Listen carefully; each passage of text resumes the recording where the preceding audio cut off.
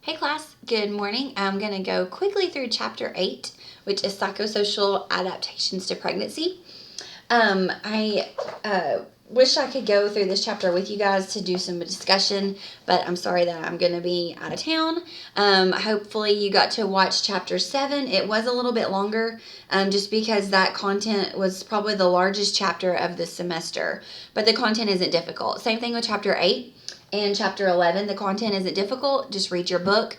Make sure you have PowerPoints. You can listen to this over and over. I'm going to try to keep the last two lectures pretty brief. So I'm just going to hit the highlights. And then if you have any questions, please feel free to email me. You have my, I'm going to actually time myself to make sure I don't go too long. You have my contact information. I will be driving Friday morning, so if you're watching and you don't have, you have any questions, you can text me. You can call my phone. I'll be available until 1 o'clock Eastern time, and then I will be unavailable. I'll be in class. So feel free to give me a holler, text me, shoot me an email if you have any questions. Okay, so psychosocial adaptations to pregnancy. One of the things that you might seem like is a little confusing is ambivalence, and this is the uncertainty of the pregnancy. You have yourself as your primary focus, and as you begin to change and your family dynamics are going to change, you start to have that uncertainty, and that word is ambivalence. Ambivalence. Some people say ambivalence. I don't know, but that's what the word is. Make sure you look at that in the book. Second trimester, your response to your pregnancy, you're going to start to feel pregnant. You're going to start to look pregnant.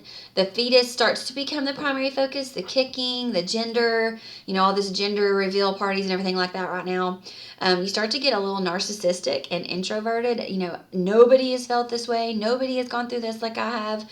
And so your body image is changing. Could be some possible changes in your sexuality. Now that you're not nauseous anymore, sometimes people have increased sex drive because of the comfort, but also some people will be a little bit more conscientious of their body and have decreased. So it just depends on per couple.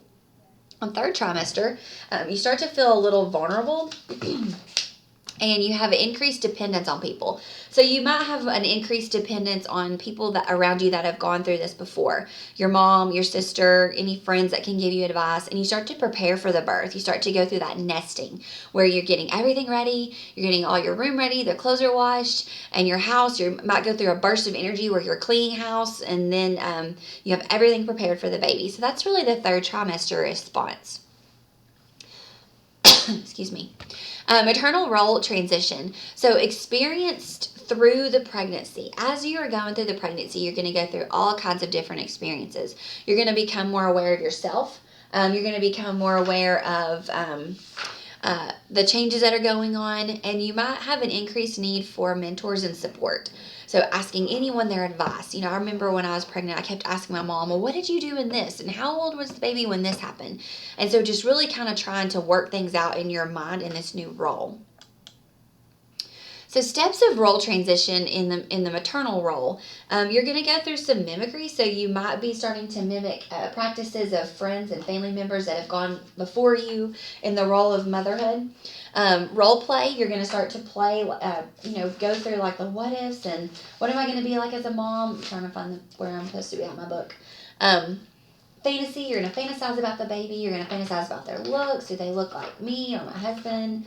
And going through that. And then also, couples can go through a grief period, actually. So if you're first-time parents and you've had this nice life where you've traveled and you had money and you were able to just pick up and go and you had all the time to yourself, you will go through a grief process of that life not being the way you live anymore. And that's normal. So you're going to start to seek a safe passage into this maternal role, seeking the approval of your physician, your nurse practitioner, your friends, getting all these recommendations on all the how to feed the baby, how the baby should sleep, what the baby should wear. And then you're going to try to do things where you're going to start to get acceptance from your partner, your family, your support system, where they're accepting the things that you're going to do. So if you have a community around you that's primarily breastfeeders, you're going to want that acceptance of them that you've decided to breastfeed. But you also have to be on the flip side. What if you can't breastfeed? You have to be, your support community has to be sensitive to that as well. You have to learn to give yourself. Motherhood, it seems like it's a thankless, endless job, but it has such a blessing and such reward. But they have to learn how to give themselves of that. Also, you're going to start to go through attachment. So you're going to start to develop an attachment with the baby that you've never met, and committing yourself to the care of the child that you don't know.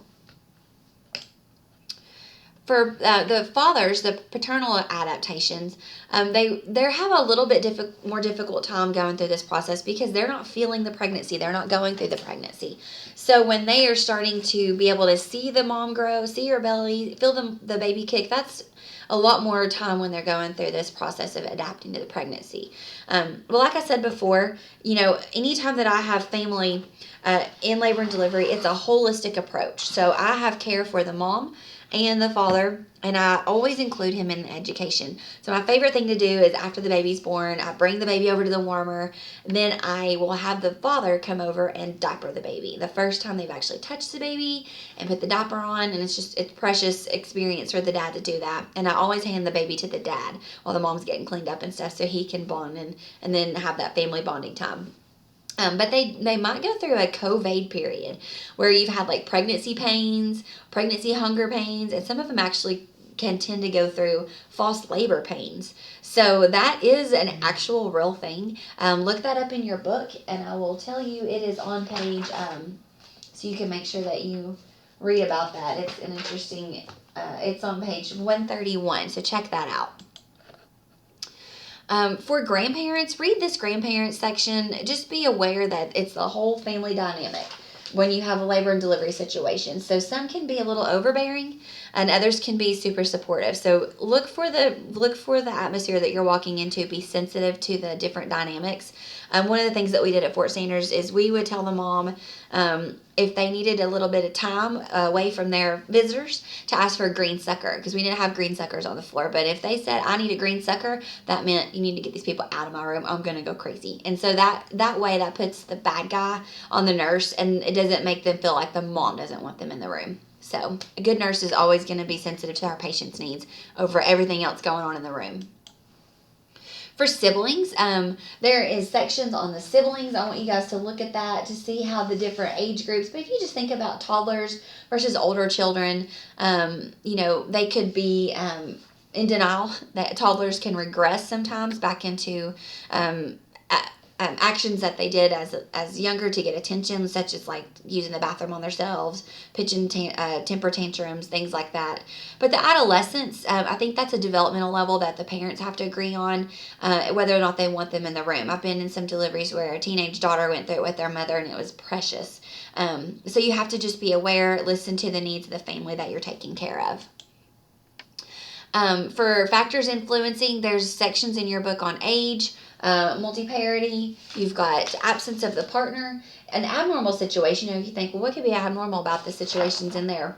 Well, if you have a patient whose husband is deployed to Iraq and he's watching the delivery via YouTube or FaceTime, that can be unusual. If you have a patient that's giving the baby up for adoption, do they want to see the baby afterwards? Do they not want to see the baby afterwards? Or a delivery where you have a malformation, deformity, non-compatible with wife situation. All those you need to be sensitive to and aware of how to give the best care to your patient. There's financial barriers to prenatal care, insurance, being able to get to the appointments, to pay for the necessary care.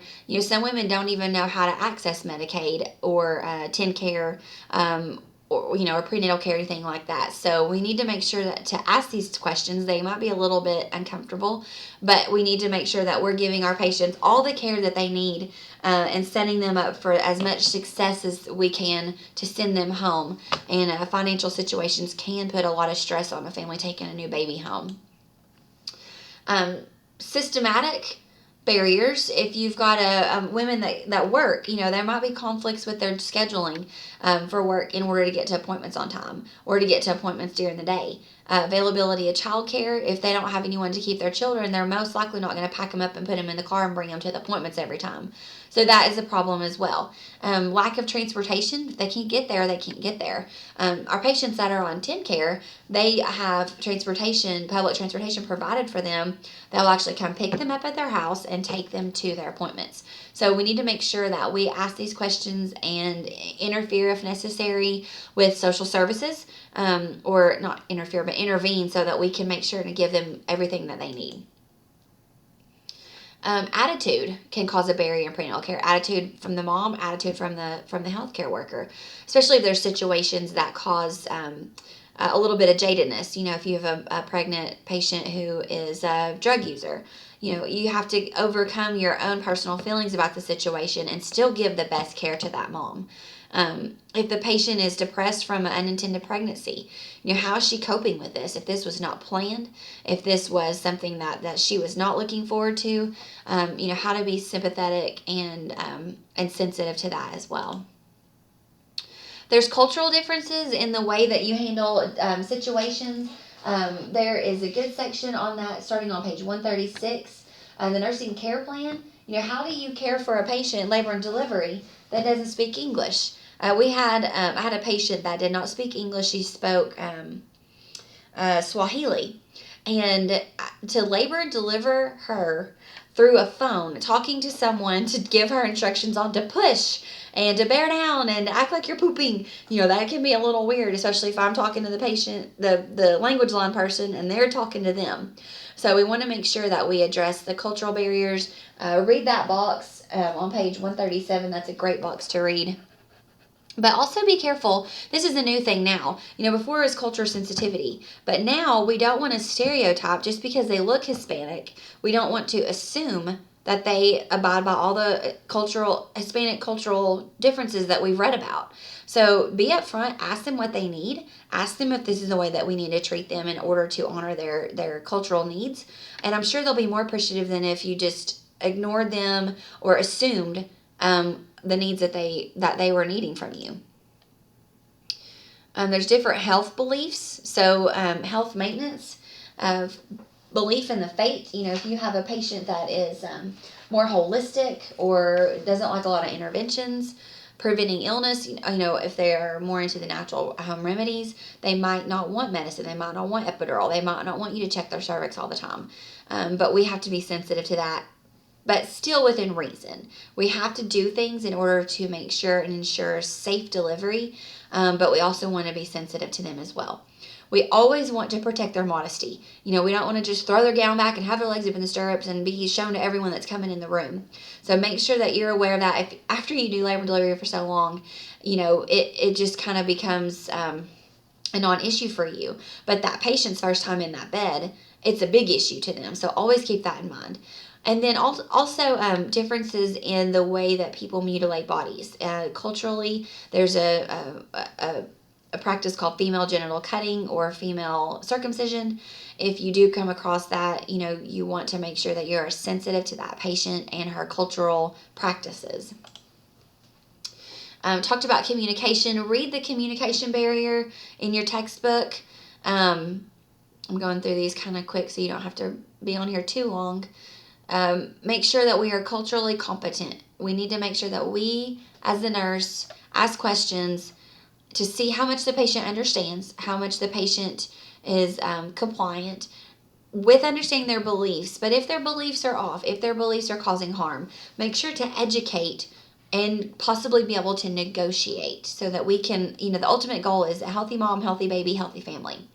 But if it's a no, then we respect their decision and we chart. Make sure you always document these conversations that you're having with the patients and the family members. So how are we going to apply the nursing process to psychosocial concerns in labor and delivery? Here is the nursing process. Look at that, and it's in your book. If you will read through that nursing process on page 138 all the way to the end on page 140, that will help you see how we can apply this. And it's really any psychosocial nursing diagnosis that you guys have come across or social diagnosis in your med-surg care plan. Take that into consideration when you are talking about this or setting for this. Okay, here's your question. So pause this slide, take as long as you need. Email me with all 3 answers in one email, and I look forward to seeing what you guys have to say. If you have any questions, don't hesitate to put those in there. I will reply back to you this weekend. And of course, throughout the week next week, if you need any help, just don't hesitate to reach out. Have a great